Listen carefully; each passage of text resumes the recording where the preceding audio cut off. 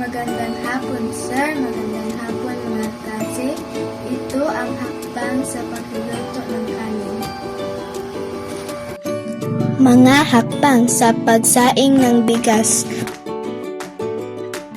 Una, sukatin ang bigas. Sukatin ang dami ng bigas na isasaing gamit ang tasa.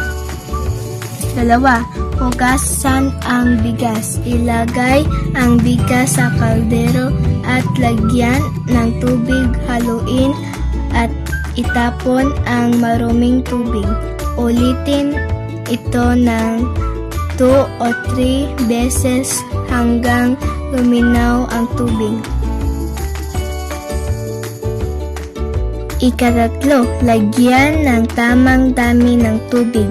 Karaniwang sukat ay 1 tasa ng bigas, kalahating o 2 tasang tubig, depende sa uri ng bigas.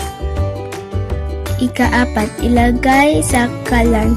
Ilagay ang kaldero sa kalan at pakuluin sa katamtamang init. Ikalima, hintayin kumulo.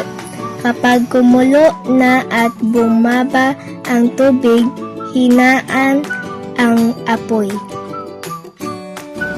Ika-6, takpan at hayaang maluto.